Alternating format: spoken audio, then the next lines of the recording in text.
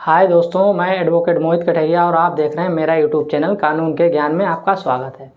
और आज हम एक नए टॉपिक के साथ जुड़े हैं जो क्रिमिनल प्रोसीजर से रिलेटेड है। पूरा एकदम ये मान के चलिए, ये बेसिक से और लास्ट तक पूरा ये निचोड़ है। और जो आप बस 10 मिनट के वीडियो में आप पूरी प्रोसीडिंग के बारे में जानने वाले हैं। तो हम सबसे पहले बात करेंगे कि मान लो कोई भी ऑफेंस, जब किसी व्यक्ति पर कोई उस पर मुकदमा चलता है, सबसे पहले उस पर कोई एलिगेशन लगाता है, आरोप। तो इसका मतलब ये नहीं होता कि वो व्यक्ति अभी मुलजिम हो गया है। तो हम शुरुआत से इसी बारे में चर्चा करने वाले हैं। सबसे पहले हम जानेंगे, देखिए 376 के बारे में ही रिलेटेड करेंगे। देखिए मान लो कि ये पुरुष है, ये है एक पुरुष जिसका नाम ए है। यहाँ पर एक बी जो महिला है, अब ए पुरुष पर बी महिला ने कोई आरोप लगाया है, आरोप, ठीक है, आरोप लगाया। आरोप है 376 का। इस महिला ने, महिला का नाम है मान लो कि बी और पुरुष का नाम ए। तो उस पुरुष पर महिला ने आरोप लगाया है कि तुमने मेरे साथ 376 जैसा अपराध किया है, गलत काम किया है, ये अपराध लगाया। और ये अपराध लगाते हुए ये महिला थाने में एक एप्लीकेशन देने आई। एप्लीकेशन देना है, यहीं से शुरुआत होती है। सबसे पहली स्टेज है FIR। अब FIR किसके तहत होती है? धारा 173, ठीक है, BNSS के तहत। अब सबसे पहले यहाँ पर आई महिला और FIR दर्ज कराई। यहाँ पर थाने का भार साधक अधिकारी या फिर दरोगा जो भी हैं, उन्होंने यहाँ पर FIR इसकी लिख ली। अब यहाँ से देखिए, सबसे पहले एक चीज़ जान ले कि महिला जो है ये क्या बोला जाएगा, इसे पीड़ित है, ठीक है, ये विक्टिम है। विक्टिम या पीड़ित एक ही, मतलब इंग्लिश में विक्टिम, वैसे पीड़ित है। अब ये महिला पीड़ित, ठीक है। ये महिला चाहे तो ये भी चाह के अपनी एप्लीकेशन दे सकती, या फिर यहाँ पर कोई इन्फॉर्मेंट, मतलब कोई शिकायत करता दूसरा भी, इसकी पक्ष से कोई दूसरा व्यक्ति भी जा सकता है, ठीक है, जो एप्लीकेशन की शिकायत कर सकता है, ठीक है, शिकायत करता, ठीक है, कोई दूसरा भी शिकायत करता हो सकता है, इसकी तरफ से कोई दूसरा भी शिकायत करता हो सकता है महिला की तरफ से, ठीक है। तो महिला क्या बोली जाएगी भाई, ये तो हो गई पीड़ित, और ये पुरुष क्या हो जाएगा, अभियुक्त। आप ऐसे ही समझते रहिए, तब आपको बहुत आसानी से समझ में आएगा। ये हो जाएगा अभियुक्त। अब आप आराम से समझ जाएंगे, क्योंकि बार बार ये पुरुष और महिला नहीं बोलना पड़ेगा। अभियुक्त हो गया और ये होगी पीड़ित, ठीक है। अब यहाँ पर ये महिला यहाँ पर आई है, FIR दर्ज कराई, या फिर कोई शिकायत करता आ गया, उसने FIR दर्ज करा दी। अब यहाँ पर सबसे पहले क्या होगा, दरोगा, ठीक है, दरोगा या कोई भी IO जो इन्वेस्टिगेशन ऑफिसर होता है। IO का मतलब इन्वेस्टिगेशन ऑफिसर। अब ये क्या करेगा, दरोगा जाएगा इस पुरुष को पकड़ने, और इसे चूँकि ये ऑफेंस बड़ा है, ठीक है, ये अपराध जो है थोड़ा बड़ा है, ऊंची प्रवृत्ति का। तो यहाँ पर क्या होगा कि गंभीर प्रवृत्ति का अपराध है, इसलिए दरोगा इसे तुरंत गिरफ्तार कर लेगा। उस पुरुष यानी कि अभियुक्त को तुरंत गिरफ्तार कर लेगा। गिरफ्तार करने के बाद क्या करेगा, वो घटना स्थल पर पहुंचेगा। इसी को कहते हैं मौका मुआयना। यह सबसे मेन पॉइंट होता है। विवेचक सबसे पहले विवेचना करेगा, घटना स्थल पर पहुंचेगा और वहां एविडेंस कलेक्ट करेगा, जो उसे एविडेंस चाहिए, साक्ष्य कलेक्ट करेगा। लड़की जहां आरोप लगाएगी वो एक स्थान देखेगा जाके, और लड़की के 180 के बयान BNSS में ले लिए जाएंगे। उसके बाद क्या, अब यहाँ पर क्या होता है, यहाँ पर नंबर 1 हो गया। नंबर 2 यहाँ अन्वेषण, ठीक है, इन्वेस्टिगेशन जिसे बोलते हैं। अब यहाँ पर एक मामला यहाँ पर हो सकता है ख़त्म। कब ख़त्म हो सकता है, इन्वेस्टिगेशन में पाया गया कि ये महिला जो है इस पे पुरुष पर गलत आरोप लगा रही थी। तब क्या करेगा, ये जो दरोगा है ये क्या करेगा, FR लगा देगा, FR।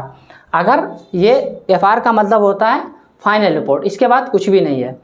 और अगर ये मामला ठीक है, अगर सही प्रवृत्ति का मामला पाया जाता है, तो यहाँ पर क्या लगा देगा दरोगा लगाएगा चार्जशीट, ठीक है, चार्जशीट। ये चार्जशीट लगा दी जाएगी। चार्जशीट 193 के तहत लगा देगा दरोगा चार्जशीट, और दरोगा चार्जशीट लगाने के बाद इसे न्यायालय में भेज देगा। अब यहाँ दरोगा ने न्यायालय में भेज दिया। अब न्यायालय का काम क्या होता है, न्यायालय का काम सबसे पहले होता है कि वो नंबर 3 पर, न्यायालय का काम है नंबर 3 पर क्या करेंगे, मजिस्ट्रेट साहब यहाँ पर संज्ञान लेंगे। न्यायालय में मजिस्ट्रेट साहब यहाँ पर संज्ञान लेंगे। यहाँ पर मजिस्ट्रेट द्वारा संज्ञान, ये मजिस्ट्रेट द्वारा क्या होगा, संज्ञान लिया जाएगा। मजिस्ट्रेट द्वारा संज्ञान कौन सी धारा में, 210 में, 210 के तहत मजिस्ट्रेट द्वारा संज्ञान लिया जाएगा। तो यहाँ पर नंबर 3 में कहा जाएगा मजिस्ट्रेट द्वारा संज्ञान 210 के तहत मजिस्ट्रेट संज्ञान लेंगे। यहाँ पर देखा जाए कि प्रथम दृष्टया क्या अपराध बनना या नहीं, मतलब इसे प्राइमा फेसिया कहते हैं। इसे क्या कहेंगे, प्राइमा फेसिया, ठीक है, इसे प्राइमा फेसिया कहेंगे। यानी कि हिंदी में आप समझिए प्रथम दृष्टया अगर ये मामला बन रहा है तब यहाँ पर संज्ञान लिया जा सकता है, ठीक है। प्रथम दृष्टया अपराध है या नहीं है, ठीक है, अपराध है या नहीं है ये देखेंगे, है या नहीं है, ठीक है। यहाँ पर मजिस्ट्रेट द्वारा ये देखा जाएगा कि अगर यहाँ प्राइमा फेसिया मतलब प्रथम दृष्टया है, इसमें अपराध है तो फिर आगे मामला चलेगा, और नहीं है तो फिर यहाँ पर क्या होगा, ख़त्म। अब ये पॉइंट समझो, ख़त्म। बहुत अच्छा पॉइंट हम बता रहे कहाँ कहाँ पर केस को ख़त्म किया जा सकता है। एक तो अन्वेषण पर केस को ख़त्म किया जा सकता है, क्योंकि यहाँ पर अगर एफआईआर लग जाएगी तो मामला क्वेस ख़त्म हो जाएगा। यहाँ पर मान लो कि यहाँ से आ गया किसी तरीके से, तो यहाँ पर मजिस्ट्रेट साहब को ऐसा लगता है कि मामला प्राइमा फेसिया कोई मामला ही नहीं बनना है, यहाँ मामला बिल्कुल झूठा है, कुछ भी इसमें नहीं बनना, तो यहाँ पर मामला क्या कर दिया जाएगा, क्वेस कर दिया जाएगा, मामला ख़त्म कर दिया जाएगा। अगर नहीं की स्थिति में मान लो लग रहा है कि मामला अभी है, इसमें कुछ दम है, ये मामला चलेगा, तो फिर नंबर 4। अब नंबर 4 पर क्या किया जाएगा, यहाँ पर होगा कि इस व्यक्ति पर आरोप बन जाएगा। अब आरोप तय हो गया, मतलब इस व्यक्ति पे क्या बन जाएगा, नंबर 4 पर आरोप बनना। देखो यहाँ पर प्राइमा फेसिया में ये पाया गया है कि यदि इस पे कोई भी संज्ञान बनना है तो मामला चलेगा। अब आरोप बनेगा, आरोप जिस भी धारा में आरोप को बनना होता है कि जिस धारा में आरोप बनेगा उसी में चलेगा, चाहे यहाँ धाराएं दरोगा ने कुछ भी लगाई हो। ये नंबर 4 पे जो भी मजिस्ट्रेट के द्वारा आरोप तय किया जाएगा बाकायदा उस व्यक्ति मतलब ये अभियुक्त यानी कि पुरुष ए, उस व्यक्ति को ये चीज़ बताई जाएगी कि तुमने ये आरोप किया, तुम पे ये एलिगेशन लगे, ऐसे आरोप लगे हैं जो तुमने 376 कमिट किया है, इसीलिए तुमने ऐसा अपराध किया है, तो आपको 376 के तहत आप पर मुकदमा चलाया जाएगा। ठीक इस तरीके से आरोप बनेंगे, क्योंकि एक ही धारा नहीं लगती, 2-3 धारा इसके साथ इकट्ठी होती ना, कि 376 डायरेक्ट नहीं लगती, और भी धाराएं होती, तो सब धाराएं अलग अलग लिखी जाएंगी कि आपने ये आरोप किया तो आप पर ये धारा लग रही है। तो उसके बाद ये व्यक्ति क्या करेगा, अभियुक्त यानी कि पुरुष ए इस चीज़ को नेग्लेक्ट कर देगा, वो इस चीज़ को मना कर देगा, डिनाई करेगा, कहेगा हमने ऐसा कुछ नहीं किया, चूंकि आरोप बन जाता है उसके बाद मना करेगा। अगर वो व्यक्ति उस चीज़ को एक्सेप्ट कर लेता है, स्वीकार कर लेता है, हाँ ठीक हमने ऐसा किया, मान लो एक बड़ा ऑफेंस है तो इसमें यहाँ पर कोई स्वीकार नहीं करेगा, पर छोटे ऑफेंस जब होते हैं कभी ऐसे जैसे जुर्माना था तो आदमी यहाँ पर आके क्या करेगा, स्वीकार कर लेगा, क्योंकि वो कहा ठीक 1000-2000 का जुर्माना पड़ रहा, हम जो है अभी हाँ करे दे रहा हूँ, हम भर देंगे जुर्माना, तो आगे हमें ट्रायल केस नहीं फेस करना पड़ेगा। अब यहाँ पर चूंकि ये बड़ा ऑफेंस है और झूठा अगर आरोप लगा या नहीं लगा तो यहाँ पर ये मना कर देगा, आरोपी अभियुक्त मना कर देगा कि हमने ऐसा आरोप नहीं किया है, मतलब इसके खिलाफ आरोप बन गया है 376 मान लो कि, लेकिन ये मना कर देगा, पुरुष से मना कर रहा है कि हम पे हमने आरोप नहीं लगाया। तो फिर अब चलेगी प्रक्रिया ट्रायल। अब देखिए ये 4 पॉइंट जो थे ये मेन थे, मोस्ट थे, पर इससे ज़्यादा सबसे ज़्यादा अगर पूरे केस में कोई चीज़ दमदार है अगर तो हम बता रहे वो है ट्रायल। अब ट्रायल केस क्या होता है, ट्रायल एक केस नहीं होता, ट्रायल होता है जैसे कि मजिस्ट्रेट ट्रायल होते हैं, वो होते हैं समरी ट्रायल हो गए, वारंट ट्रायल हो गए, समन ट्रायल हो गए, ये मजिस्ट्रेट के ट्रायल होते हैं। पर हम जो बात कर रहे हैं ये सेशन ट्रायल है, क्योंकि ये बड़ा ऑफेंस है। अभी हमने आपको बताया एक उदाहरण के तौर पर हम बात करते हुए चल रहे हैं कि एक बड़ा ऑफेंस है, इसीलिए तो 376 जो है ये एक बड़ा ऑफेंस है। अब हमारे यहाँ पर क्या चलेगा, सेशन ट्रायल। अब बात हम करेंगे अपने यहाँ पर नंबर 5 है जो बहुत ही मोस्ट है, इसे बहुत ध्यान से आपको सुनना चाहिए। नंबर 5 है, यहाँ पर चलेगा सेशन ट्रायल, सेशन ट्रायल चलेगा। अब सेशन ट्रायल चलेगा, यहाँ पर क्या होगा, यहाँ पर नंबर 5 में सबसे मेन और सबसे सही पार्ट यहाँ पर है। देखिए अभी तक आपने यहाँ तक देख लिया, क्या इस पुरुष यानी कि अभियुक्त को कहीं पर भी बुलाया गया, नहीं, लेकिन अब यहाँ पर देखा जाएगा। सबसे पहले ये जो महिला थी इसने इस पुरुष पर आरोप लगाया कि इसने ऐसा ऑफेंस किया, तो इस महिला को अब बुलाया जाएगा। यहाँ पर क्या होगा, चीफ एग्जामिनेशन, ठीक है, यहाँ पर बोला जाएगा चीफ यहाँ पर चीफ एग्जामिनेशन हो जाएगा। ठीक है,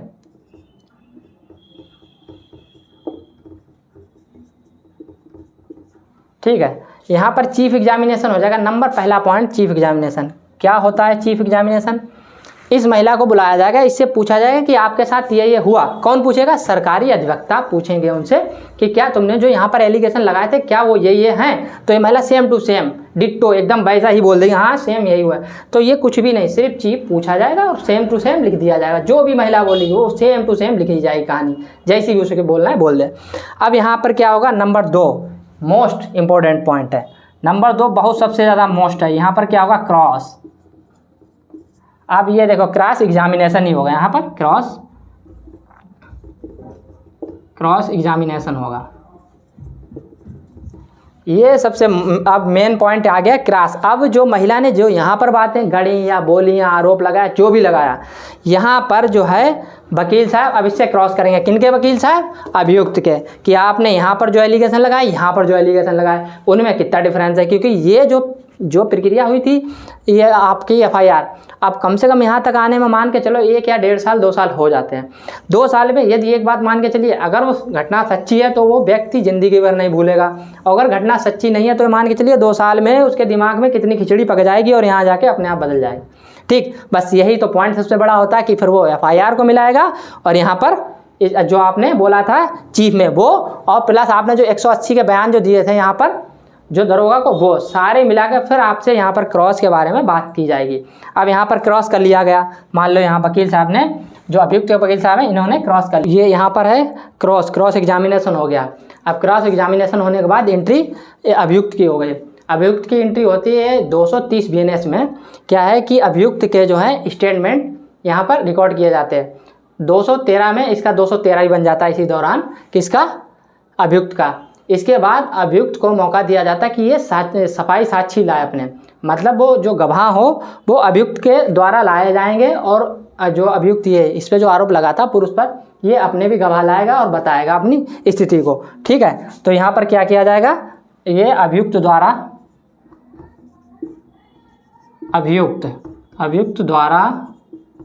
गवाह, ठीक है, अभियुक्त द्वारा गवाह लाएगा। अच्छा, गवाह किस बात के? मान लो कि इस महिला ने इस पे आरोप लगाया था कि फला फला स्थान पर इतनी डेट को इस व्यक्ति ने मेरे साथ गलत काम किया। अब ये व्यक्ति ये प्रूफ करेगा, ये व्यक्ति जो अभियुक्त है प्रूफ करेगा कि मैं इस तारीख को इस समय पर, मान लो कि यहाँ से 100 किलोमीटर दूर था, जो कि मेरी लोकेशन ये दिखा रही है। ठीक है, और बाकायदा जैसे ये मैंने बोला कि अभियुक्त द्वारा गवाह, और ये गवाह भी होंगे कि ये मेरे साथ में था, तो ये गवाह आते हैं, तो इससे काफ़ी मतलब इस अभियुक्त को हेल्प मिलती है यहाँ से भी। अब मान लो कि ठीक यहाँ तक कार्रवाई हो गई, ये अपने गवाह ले आया, फिर उसके बाद अब आगे होगा नंबर 6 पॉइंट आ जाएगा। यहाँ पर आ जाएगी अंतिम बहस। यहाँ गवाही हो गई, गवाही के सब कुछ बयान हो गए। अंतिम बहस फाइनल आर्गूमेंट यहाँ पर आएंगे। फाइनल आर्गूमेंट, अंतिम बहस होगी।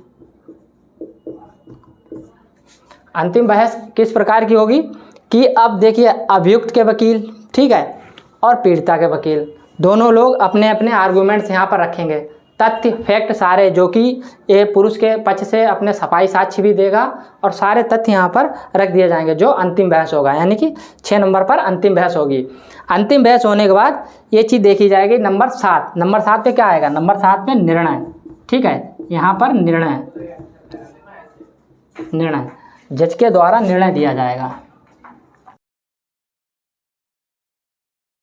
यहाँ पर जज के द्वारा निर्णय दिया जाएगा। निर्णय में जो भी ये देखा जाएगा कि ये व्यक्ति जो है अभियुक्त, यहाँ पर ये दोषी है या निर्दोष है। जो भी होगा यहाँ पर दोषी या निर्दोष ये छोड़ दिया जाएगा। या फिर दोषी होगा, या फिर वो व्यक्ति दोषी पाया जाएगा, या फिर क्या होगा?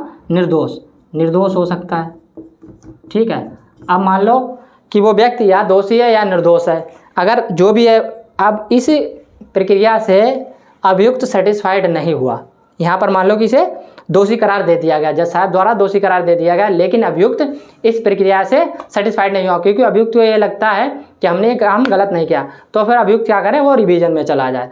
रिवीजन में जाएगा या अपील में चला जाए। तो रिवीजन या अपील वो उसकी 7वीं स्टेज है, उसके आगे की हम बाद में चर्चा करेंगे। तो यहाँ तक जो है ये जो ट्रायल केस होता है यहाँ तक सारी प्रक्रिया हमने बताई, जो मामला शुरू होता है और शुरू से लास्ट तक मामला किस प्रकार से ये मामला पूरा कोर्ट की प्रक्रिया थी। तो हमने आपको ये पूरी डिटेल में बताने की कोशिश की है, और आपको कैसी लगी आप कमेंट करके ज़रूर बताएं, क्योंकि हम जो वीडियो बनाते हैं और आपकी जो हमें सपोर्ट यानी कि मोटिवेशन जो मिलता है, आप जो उसमें कमेंट करते हैं और देखते हैं, शेयर करते हैं, तो इससे हमें जो मोटिवेशन मिलता है बहुत अच्छा लगता है। और मुझे और भी आगे ये लगता है कि आगे हमें वीडियो अच्छे अच्छे बनाने चाहिए, जिससे कि लोगों को जागरूक किया जा सके। हम जो है लॉ की एक कठिन लैंग्वेज को सरल लैंग्वेज में, शुद्ध और सरल भाषा में आप तक पहुँचाने की कोशिश करते रहेंगे। थैंक यू, धन्यवाद। बाकी अब आप लोग अगर चाहें तो इसका स्क्रीनशॉट भी ले सकते हैं।